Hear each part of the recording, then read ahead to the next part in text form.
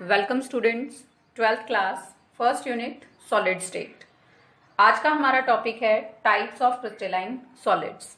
Last video में मैंने आपको बताया था कि crystalline solids are of 4 types: molecular, ionic, metallic and covalent. Molecular solid की हम डिटेल लास्ट वीडियो में कर चुके हैं।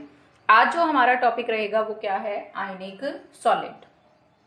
As the name indicate, in ionic solid the constituent particles are ions, and these ions are positively charged cations and negatively charged anions.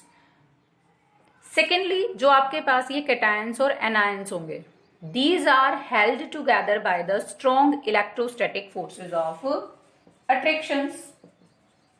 क्योंकि जो opposite ions होते हैं उनके बीच में हमेशा कौन सी फोर्सेस होती हैं? इलेक्ट्रोस्टैटिक या कूलम्बिक फोर्सेस ऑफ अट्रैक्शन।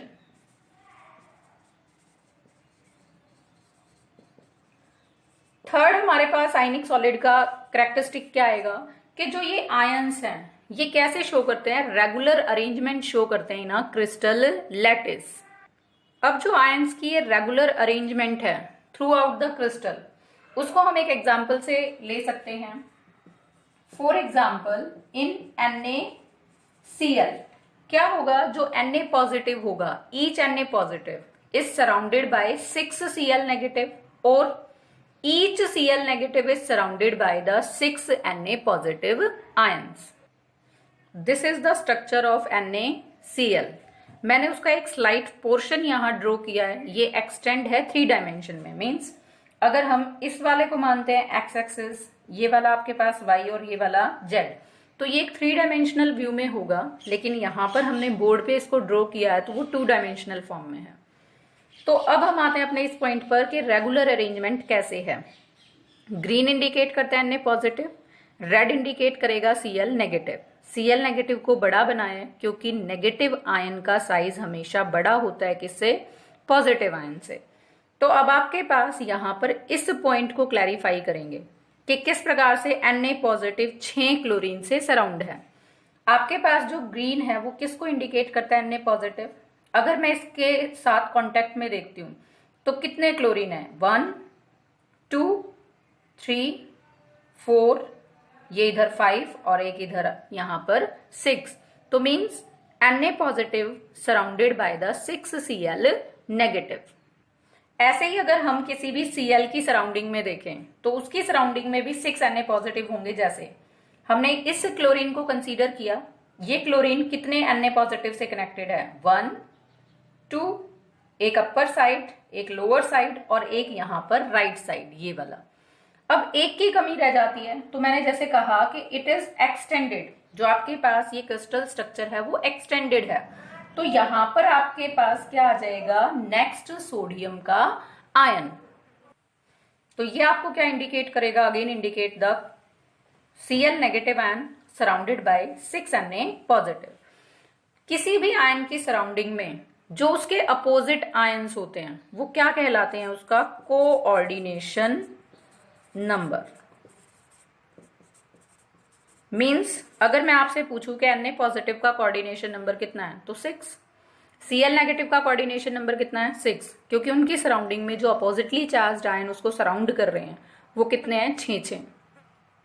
अगर हम फर्दर आयनिक सॉलिड्स के कैरेक्टरिस्टिक्स की बात करें तो ये कैसे होंगे? दीज आर हार्ड, ब्रिटल होंगे। रीजन, क्योंकि इनके अंदर क्या होती है? Strong electrostatic forces of attraction.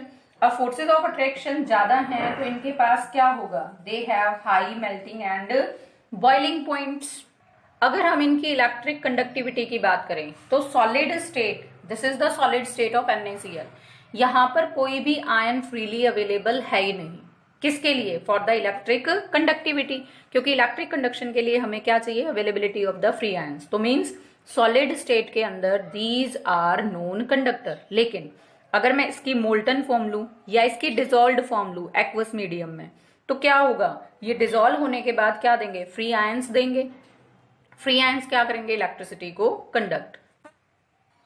अगर हम इनकी सॉल्युबिलिटी की बात करते हैं, जैसे मैंने कहा aqueous solution state means they are soluble in water. Water कैसा सॉल्वेंट है? पोलर।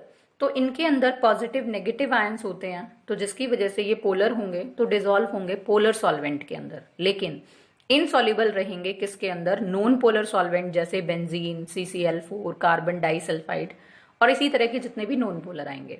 अगर इसमें एग्जाम्पल्स को हम लेकर चलें तो एक एग्जाम्पल हमने किसका लिया, NaCl का। ऐसे ही एग्जाम्पल किसका हो सकता है, KCl का हो सकता है, KNO3 हो सकता है आपके पास, सोडियम सल्फेट हो सकता है। तो जितने भी आयनिक कंपाउंड्स हैं वो जनरली किसके अंदर बिलोंग करते हैं, आयनिक सॉलिड्स के अंदर। अब थर्ड टाइप आता है हमारे पास metallic solid.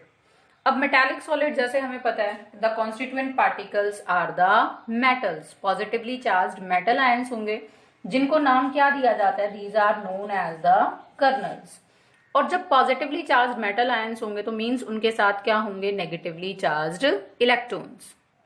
The metallic solids are just look like the electron sea, जिसके अंदर क्या होते हैं, पॉजिटिवली चार्ज्ड कर्नल इमर्ज्ड होते हैं। जैसे मैंने ये लिया यहाँ पर, this is the sea of electrons, this is the negative electrons जो मैं ये शो कर रही हूँ, और इसी के अंदर कौन इमर्ज्ड है, पॉजिटिवली चार्ज्ड कर्नल्स। और इन पॉजिटिव चार्ज कर्नल और इलेक्ट्रॉन के मिलने से ही हमारे पास क्या बनता है, एक मॉडल जिसका नाम क्या है, इलेक्ट्रॉन सी मॉडल। अब इन कर्नल्स और इलेक्ट्रॉन के बीच में जो फोर्सेस ऑफ अट्रैक्शन होती हैं उनको हम नाम क्या देते हैं, that is called as the metallic bond. Means in metallic solid they have the metallic bonds और the metallic forces of attractions. अगर हम कैरेक्टरिस्टिक्स की बात करें मेटालिक सॉलिड्स के, तो जितने भी कैरेक्टरिस्टिक्स हमने मेटल्स के किए हैं, जैसे they are hard as well as soft. Metallic जो सॉलिड्स हैं या क्रिस्टल्स हैं वो हार्ड भी होंगे और सॉफ्ट भी। जैसे सॉफ्ट मेटल की बात करते हैं तो sodium, that easily cut with the knife. और हार्ड की बात करते हैं तो बहुत सारे मेटल्स हैं, जैसे कॉपर है, जिंक है, निकल है, these are hard. Good conductor होंगे ये हीट और इलेक्ट्रिसिटी के। अब ये गुड कंडक्टर हीट के किस तरह से हैं, मान लिया ये आपके पास कोई मेटालिक सॉलिड है और मैंने इसके एक सिरे को यहां से गर्म करना शुरू किया, तो यहाँ पर क्या है, फ्री इलेक्ट्रॉन्स हैं जो हीट को ट्रांसफर कर रहे हैं from one end to the another end. तो ड्यू टू द प्रेजेंस और availability of these electrons, these are the good conductor of heat.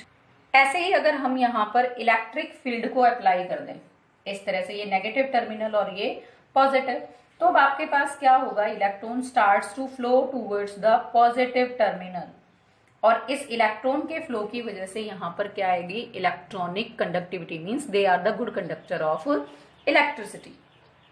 Metals की और प्रॉपर्टी होती है कि मैलिएबल, डक्टिलिटी होती है, सोनोरस प्रॉपर्टी होती है, लस्टरस होती है, तो वो सारी प्रॉपर्टीज कौन शो करेंगे, मेटालिक सॉलिड्स। मैलिएबल मींस क्या होता है, that easily converted into the thin sheet bye beating. ऐसे ही डक्टिलिटी का मतलब क्या है, easily convert into wires on beating. ऐसे ही अगर हम इनके एग्जांपल्स की बात करें मेटालिक सॉलिड्स की, तो जैसे निकल है आपके पास, कॉपर आ जाएगा, और एलोइज, जितने भी एलोइज हैं वो सारे किसके अंदर आएंगे, these are under the metallic solids.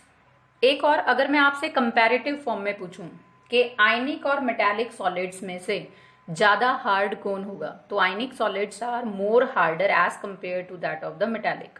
उनके अंदर बहुत ज्यादा हार्डनेस है और साथ में वो कैसे हैं, ब्रिटल भी हैं। लेकिन मेटालिक सॉलिड्स के अंदर क्या आएंगे, हार्ड होंगे लेकिन वो ब्रिटल नहीं होंगे। ऐसे ही अगर हम आयनिक और मेटालिक का मेल्टिंग पॉइंट कंपेयर करें, तो जो आयनिक कंपाउंड होंगे उनका मेल्टिंग पॉइंट बहुत ज्यादा हाई होगा। नियरली जो उनका मेल्टिंग पॉइंट होता है वो कितना होता है, 1500 केल्विन के आसपास। लेकिन जब हम मेटालिक सॉलिड्स के मेल्टिंग पॉइंट की बात करते हैं तो वो हाई तो होगा लेकिन कम होगा, किसके कंपैरिजन में, आयनिक सॉलिड्स के कंपैरिजन में। उसकी रेंज कितनी आती है, 800 टू 1000 केल्विन के आसपास। Next type is the covalent और नेटवर्क सॉलिड। इनको जाइंट मॉलिक्यूल्स भी बोलते हैं because of their larger size. यहाँ पर जो कॉन्स्टिट्यूएंट आपके पास आयंस होंगे, सॉरी जो कॉन्स्टिट्यूएंट पार्टिकल्स होंगे वो क्या होंगे, आपके पास नॉन मेटल एटम्स होंगे, जिनको हम कैसे ज्वाइन करते हैं एक दूसरे के साथ, थ्रू द कोवेलेंट बॉन्ड। और उनकी अरेंजमेंट इस तरह से होती है, when they are joined together through a covalent bond they result into the formation of a three dimensional network like structure, और इसीलिए इनका नाम क्या दिया गया है, नेटवर्क सॉलिड्स। अब इनके अंदर स्ट्रॉन्ग कोवेलेंट बॉन्ड है, जिसकी वजह से क्या बन जाता है, 3D नेटवर्क लाइक स्ट्रक्चर। तो उसकी वजह से क्या होगा, दे हैव वेरी स्ट्रॉन्ग और हाई मेल्टिंग पॉइंट। ये भी हमारे पास क्या होंगे, पुअर कंडक्टर या इंसुलेटर होंगे, because they have no any free ions. ये न्यूट्रल मॉलिक्यूल्स की फॉर्म में एग्जिस्ट करते हैं, इसीलिए ये इंसुलेटर या पुअर कंडक्टर होंगे इलेक्ट्रिसिटी के। और अगर हम इनके नेचर की बात करें तो इनका नेचर कैसा होगा, hard, because of the presence of strong forces of attraction. लेकिन इनके केस में एक एक्सेप्शन भी आती है, और वो एक्सेप्शन आपके पास किसकी है, ग्रेफाइट की। ग्रेफाइट क्या है हमारे पास, कोवेलेंट सॉलिड है, लेकिन वो कैसा होता है, सॉफ्ट होता है, और वो क्या करता है, इलेक्ट्रिसिटी को कंडक्ट करता है, तो it is the good conductor of electricity. अब जो ग्रेफाइट ये एक्सेप्शनल कैरेक्टरिस्टिक्स शो करता है वो किसकी वजह से है, उसके स्ट्रक्चर की वजह से। ग्रेफाइट का कैसा स्ट्रक्चर होता है, लेयर स्ट्रक्चर होता है, जिसमें क्या होता है, एक कार्बन 3 कार्बन से 3 कोवेलेंट बॉन्ड के थ्रू क्या होता है, जुड़ा हुआ होता है। अब हमें तो पता है कि कार्बन की वैलेंसी कितनी होती है, 4, तो यहां पर उसने 3 कोवेलेंट बॉन्ड बनाए, मींस एक कार्बन ने अपने 3 इलेक्ट्रॉन को यूज किया, लेकिन जो उसका 4th इलेक्ट्रॉन है, 4th वैलेंस इलेक्ट्रॉन है, वो कैसा होता है, फ्री होता है, और 2 डिफरेंट लेयर के बीच में होता है, और डिफरेंट लेयर के बीच में वो फ्रीली क्या कर सकता है, मूव कर सकता है। और उसी 4th वैलेंस फ्री इलेक्ट्रॉन की वजह से ग्रेफाइट कैसा होता है, कंडक्टर। अब ये सॉफ्ट क्यों होता है, क्योंकि लेयर स्ट्रक्चर है, जैसे एक लेयर ये, दूसरी लेयर इसके नीचे। अब ये लेयर्स क्या होती हैं, इनके बीच में वीक वंडरवाल फोर्सेज हैं, तो ये लेयर एक दूसरे के ऊपर नीचे इस तरह से क्या कर सकती हैं, स्लिप कर सकती हैं, जिसकी वजह से ये सॉफ्ट सॉलिड की फॉर्म में एग्जिस्ट करता है। और इसी स्लिपिंग प्रॉपर्टी की वजह से के लेयर्स जो हैं वो एक दूसरे के ऊपर इस तरह से स्लिपरी हैं, तो इसी की वजह से ये क्या होता है, गुड सॉलिड लुब्रिकेंट भी। यहां मैंने शो किया आपको एक लेयर को, किसकी, ग्रेफाइट की। ये नीचे कनेक्टेड होगी किसके साथ, सेकेंड लेयर के साथ। This is the second layer, और दोनों लेयर के बीच में यहां पर क्या होंगे, 4th valence electron of each carbon atom, जिसकी वजह से क्या बनेंगी, weak van der Waals forces of attraction, जो ग्रेफाइट को कैसा बना देंगी, सॉफ्ट बना देंगी, और गुड सॉलिड लुब्रिकेंट। लेकिन इससे अपोजिट स्ट्रक्चर होता है किसका, डायमंड का। मैंने यहाँ डायमंड का नेम क्यों लिया, क्योंकि डायमंड भी क्या है हमारे पास, एक कोवेलेंट और नेटवर्क सॉलिड है, और diamond is the allotrope of graphite. This is the structure of diamond, और स्ट्रक्चर अरेंजमेंट की डिफरेंस की वजह से ही डायमंड और ग्रेफाइट की डिफरेंट प्रॉपर्टीज हैं। And these are the some examples of the covalent solids. Thanks and have a nice day.